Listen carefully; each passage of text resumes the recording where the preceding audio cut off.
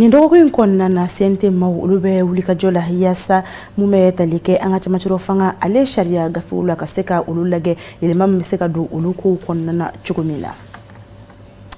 Ale bi CNT ale ka ko kibaruyaw la mun bɛ tali kɛ police territorial la ale kɔni tun ye projet gafe min ni CNT maw ni u ye a sama ka bɔ gafe tɔw kɔnɔna na jamana kɔnɔdenw olu bɛna u hakilinata di olu koɲɛ ninnu na.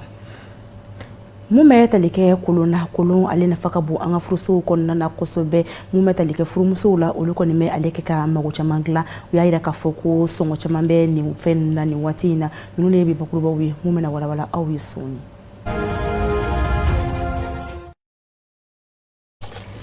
M7 jabarani filɛbɔlen ni radio emergency lamɛnbɔ foli ni tanu ka ɲɛsi aw bɛɛ lajɛlen kelen na ma aw bisimila an ka kibaruyaw kɔnɔna na bisu in na an bɛ Adam ni CNT maw olu ka kibaruyaw ye a bɛ dɔgɔ kelen bonyangu bɔ olu kɔni bɛ wulikajɔw la yaasa mun bɛ tali kɛ an ka camancɛro fanga ale ka sariya kisɛw la ka se ka olu lagɛ cogo min na yaasa bɛn ale ni keleya an bɛ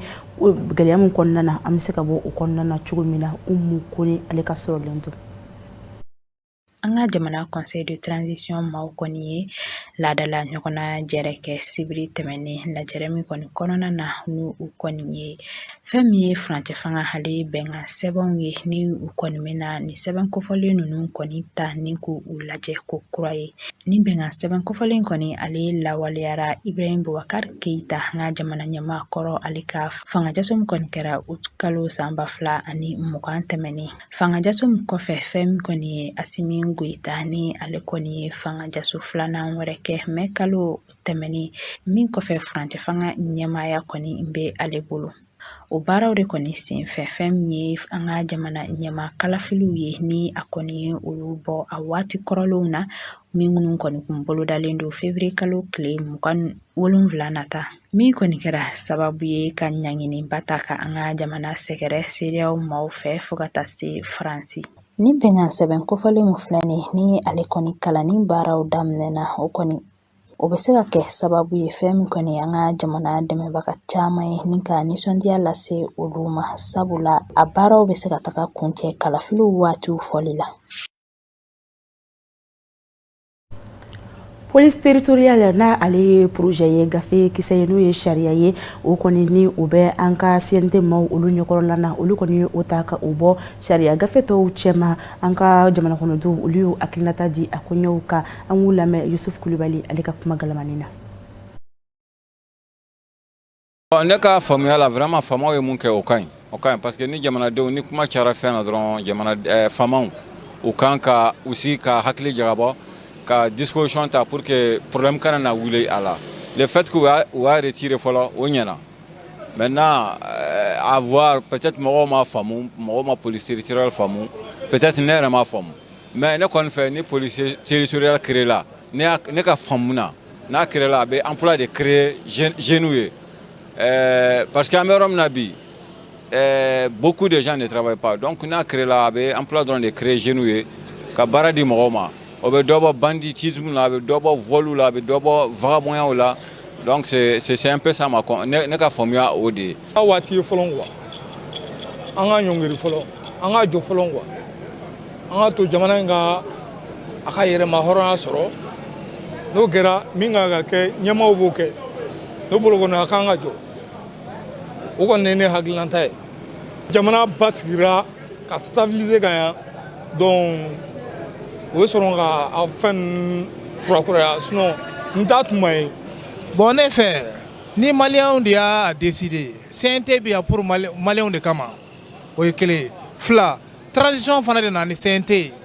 fɛn bɛɛ n'a a kow don. Ne b'a dɔn ni transition fana tɛ na ni fɛn ye a tɛ fɛn nati mun bɛna baga population ma. N'i y'a ye u ye fɛn o fɛn décider cela veut dire que u y'a décider pour que an ka hɛrɛ de kama. I bɛ taa sɔrɔ u m'a décider fɛn wɛrɛ kan u y'a décider dɔrɔn pour que maliyɛnw bɛɛ ka hɛrɛ de kama. Donc n'u y'a bila kɛrɛfɛ peut-être a bɛ se ka kɛ o t'a bilalen ye kɔfɛ mais a bɛ se ka kɛ u tila ka na segin tuguni ka kuma wɛrɛ k'a kan mun b'a to bɛn bɛ saga kan parce que fɛn bɛɛ Mali la mɔgɔw bɛ bɛn fɛnw de kan k'a waleya i y'a faamu n'i y'a ye o y'a bila kɛrɛfɛ peut-être kɔfɛ u bɛ tila ka segin a kan tuguni ka kuma wɛrɛ fɔ tuguni mun b'a to u bɛ bɛn ko kelen ma mun b'a to a bɛ kɛ ka ɲɛ. An bɛɛ de kan ka fara ɲɔgɔn kan jamana de bɛ yɔrɔ position min na bi an bɛɛ de kan ka fara ɲɔgɔn kan donc pour ce faire police territoire fɛn kuma min a cayara dugu kɔnɔ ni ko min cayara a b'a lajɛ jamanadenw ka basigi fɔlɔ kuma ka ɲɛfɔ ka a ka utilité fɔ mɔgɔ ye n'o banna an bɛ se ka taa assemblée la k'a fɔ ka valider ou bien ka na valider mais pour le moment de fait que o y'a bɔ vraiment o diyara n ye an b'an ka mɔgɔ kɔ an bɛ gouvernement kɔ an bɛ CNT mɔgɔ kɔ.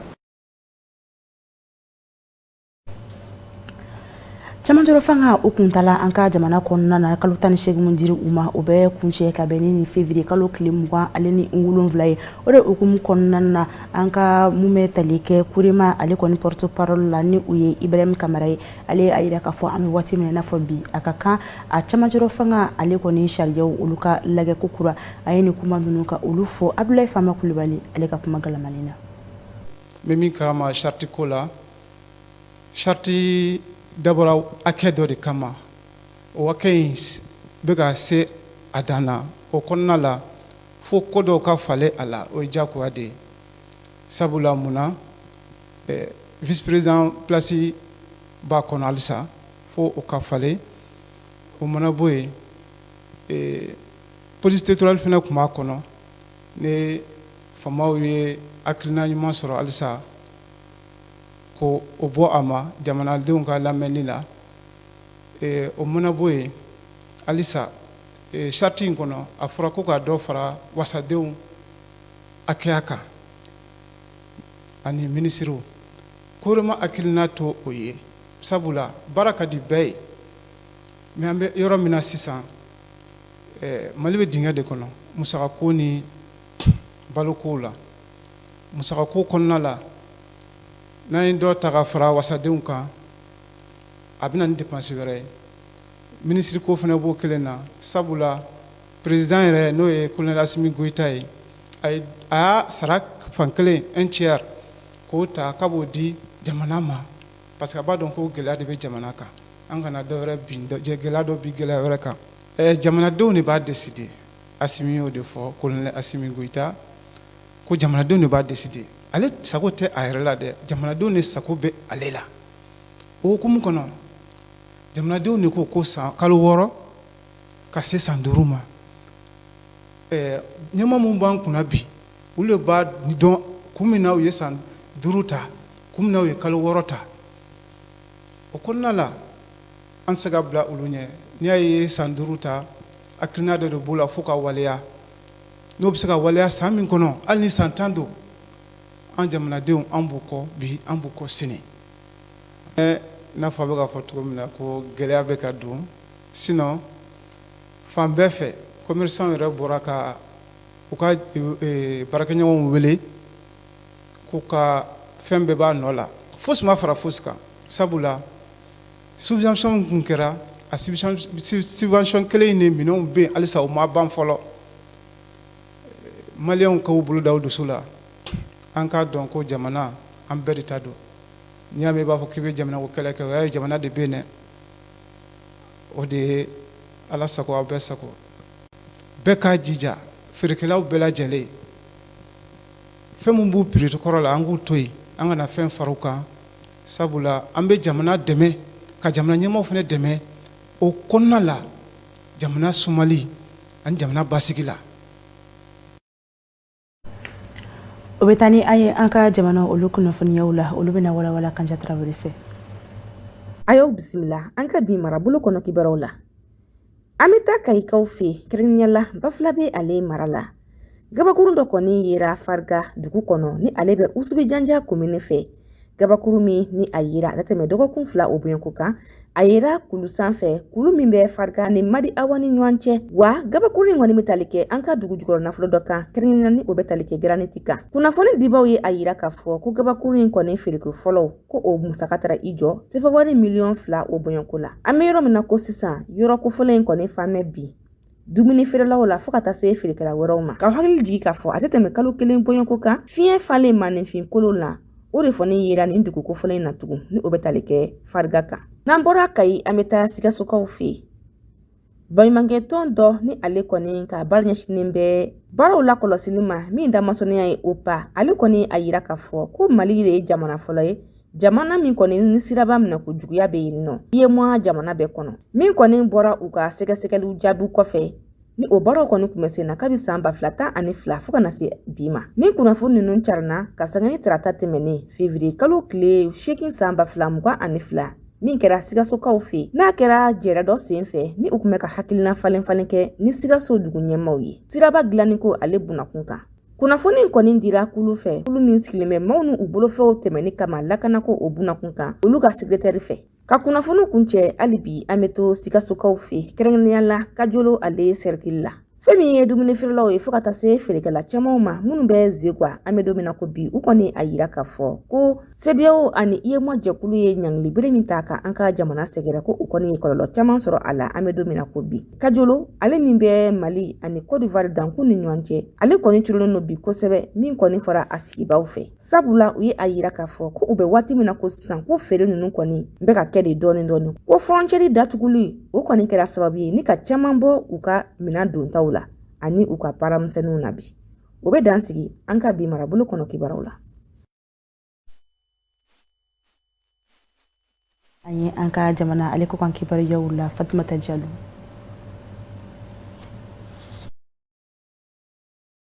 aw bisimila jamana ko kana kunnafoniyaw la an b'a daminɛ ni Senegal ale jamana ye Union européenne maaw ka kulu ɲɛma min bɛ yen ni ale ye Ursula von der Leyen ale ye tagama dɔ kɛ ka taa Dakar Senegal faba kɔnɔna na alamisa don février kalo tile 10 san 2022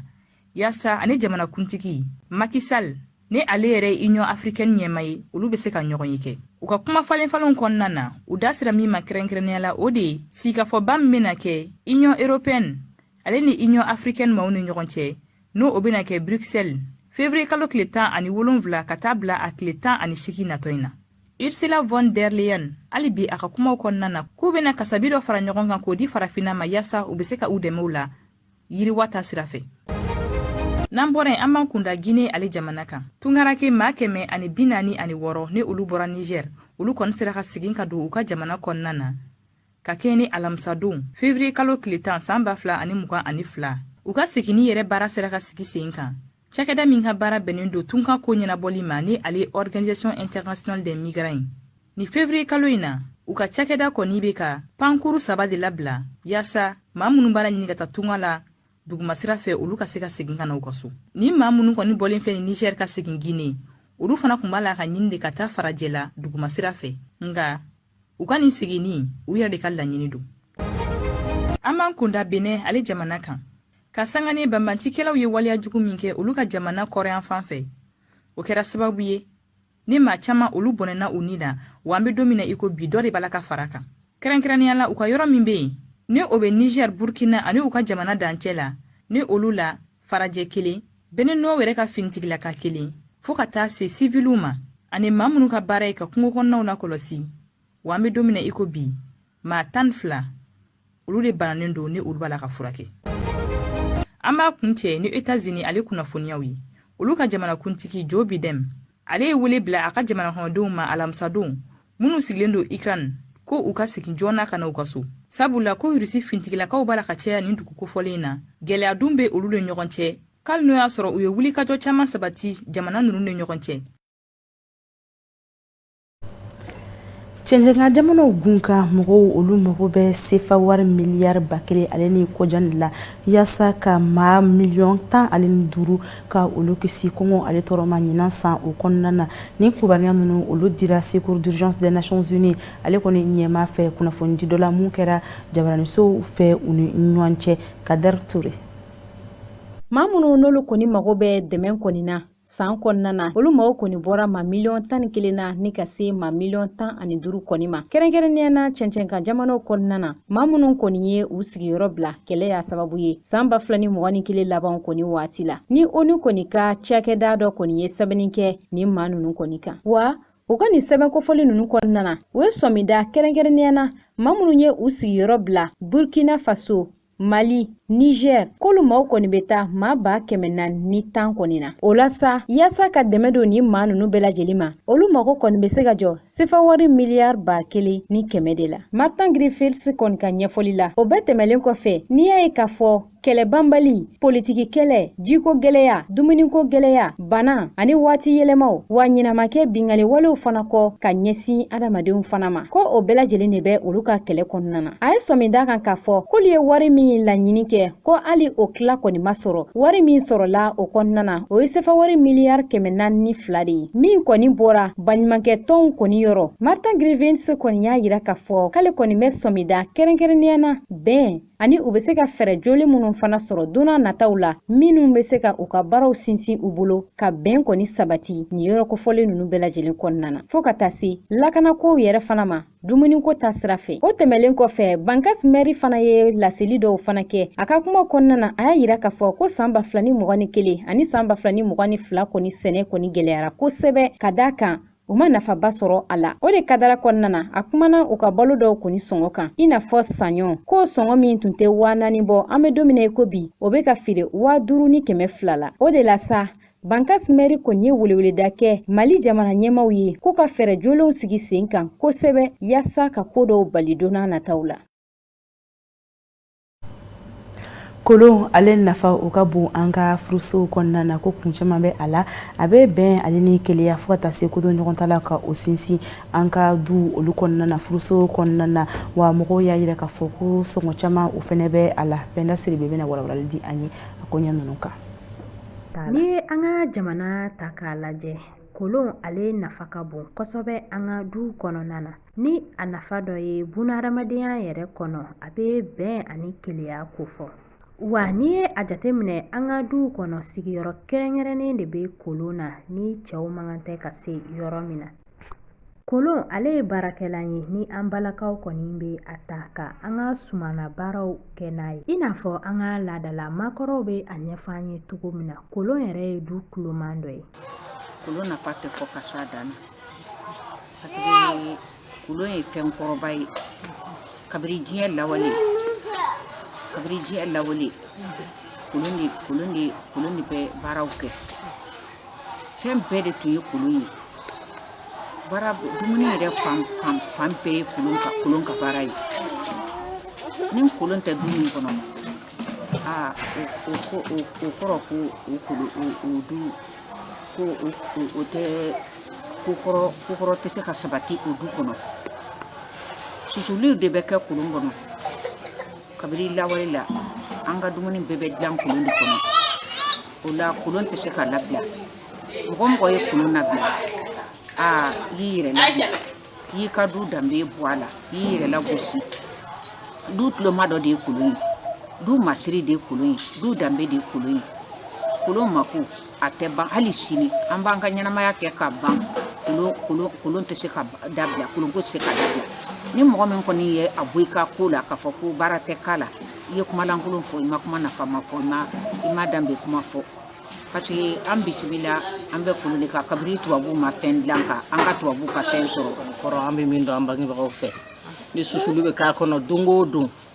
du kɔnɔna a tɛ dɛsɛ dayirimɛ na an y'o de mɛn an ka mɔgɔkɔrɔbaw bolo an yɛrɛ bɛ susuli k'a la